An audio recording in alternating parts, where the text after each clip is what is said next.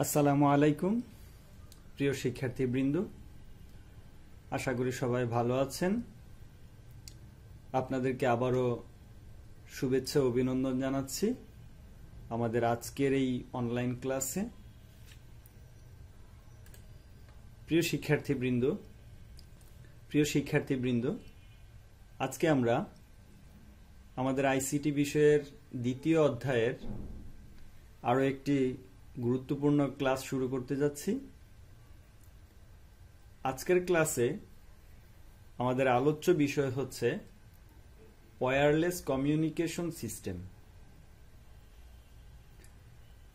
প্রথমে আমরা জানব ওয়্যারলেস কমিউনিকেশন সিস্টেমটা কি।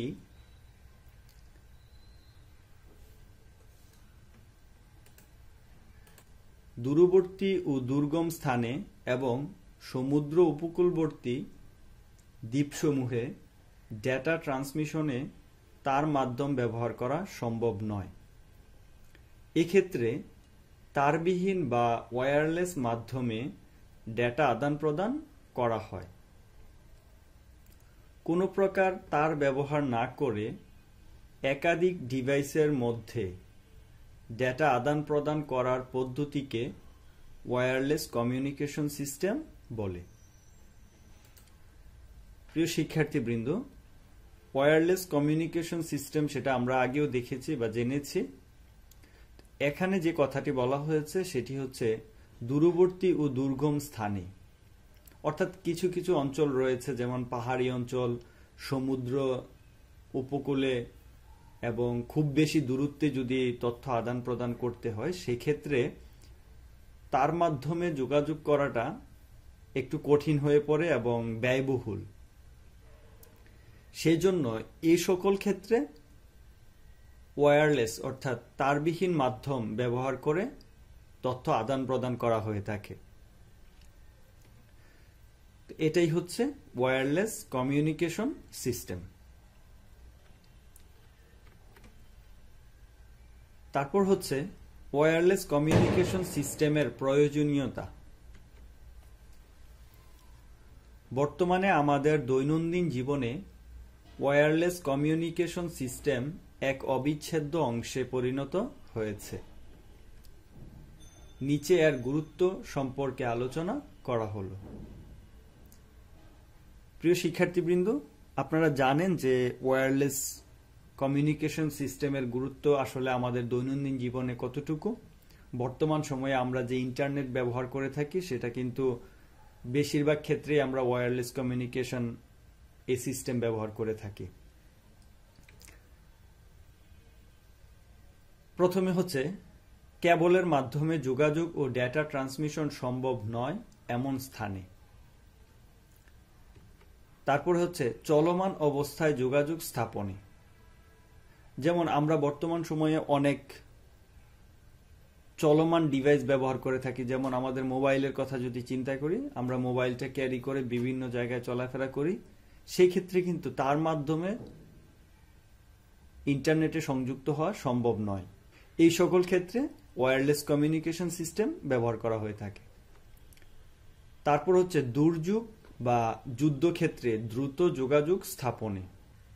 তারপর হচ্ছে রেডিও, টিভির ব্রডকাস্টিংয়ে ওয়্যারলেস কমিউনিকেশন ব্যবহৃত হয়। আমরা জানি যে রেডিও, আমরা যে এফএম রেডিও বা বিভিন্ন রেডিও অনুষ্ঠানগুলো আমরা শুনে থাকি সেগুলো কিন্তু ওয়্যারলেস কমিউনিকেশন সিস্টেমেই আমাদের কাছে এসে পৌঁছায়। তারপর হচ্ছে ডেটা কমিউনিকেশনের মাধ্যম। প্রিয় শিক্ষার্থীবৃন্দ, আমরা ডেটা কমিউনিকেশনের মাধ্যমে আমরা আগে দেখেছিলাম যে কেবল মাধ্যম এবং তারবিহীন মাধ্যম, অর্থাৎ সেটা হচ্ছে চ্যানেল যেটাকে বলা হয়। আর এক্ষেত্রে আমরা যেটা দেখব সেটা হচ্ছে বিভিন্ন ধরনের ওয়্যারলেস কমিউনিকেশন প্রযুক্তি রয়েছে। এদের মধ্যে উল্লেখযোগ্য ব্লুটুথ, ওয়াইম্যাক্স ও ওয়াইফাই ইত্যাদি। অর্থাৎ ডেটা কমিউনিকেশনের ক্ষেত্রে যেই ওয়্যারলেস কমিউনিকেশনে যে সকল প্রযুক্তি ব্যবহার করা হয়ে থাকে সেগুলো হচ্ছে ব্লুটুথ, ওয়াইম্যাক্স ও ওয়াইফাই। প্রথমে আমরা দেখব ব্লুটুথ। ব্লুটুথ হলো স্বল্প দূরত্বের ভেতর বিনা খরচে ডেটা আদান প্রদানের জন্য বহুল প্রচলিত ওয়্যারলেস প্রযুক্তি। এটিকে তারবিহীন পার্সোনাল এরিয়া নেটওয়ার্ক প্রোটোকল বলা হয়।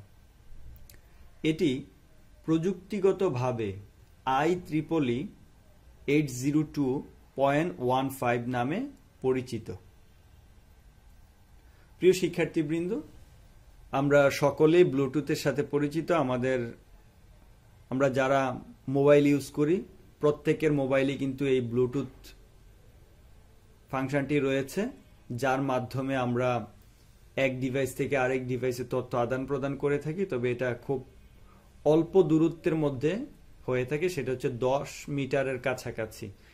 আর এটি IEEE 802.15 নামে পরিচিত, অর্থাৎ এর যে ইন্টারন্যাশনাল যে স্ট্যান্ডার্ড সেটি হচ্ছে IEEE 802.15 নামে পরিচিত। এটি অনেক সময় MCQতে আসে, অতএব এই জিনিসটি আপনাদেরকে খুব ভালোভাবে মনে রাখতে হবে। তারপর হচ্ছে ওয়াইফাই।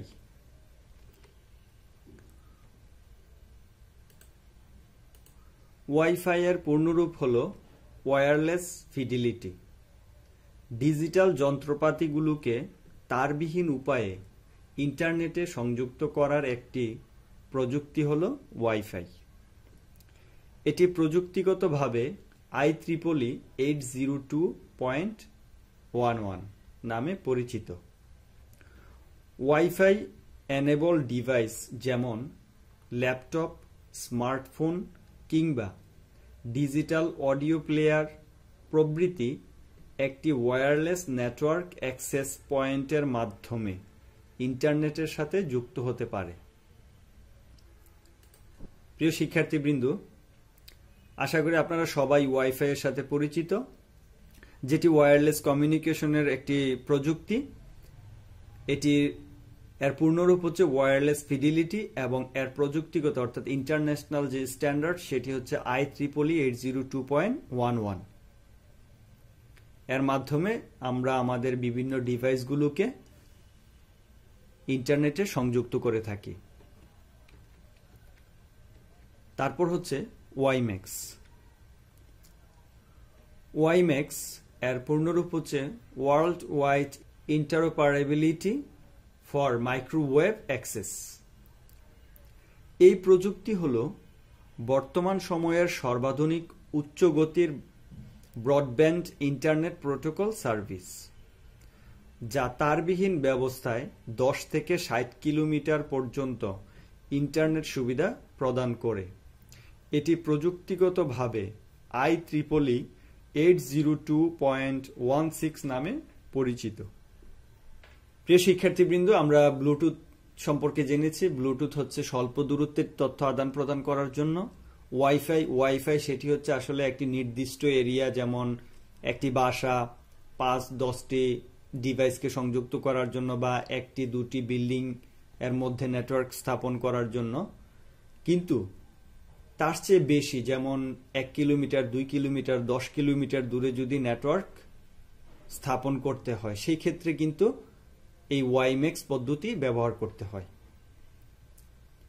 এটি 10 থেকে 60 কিলোমিটার পর্যন্ত ইন্টারনেট সুবিধা প্রদান করে থাকে। আর এর আন্তর্জাতিক যে স্ট্যান্ডার্ড সেটি হচ্ছে IEEE 802.16।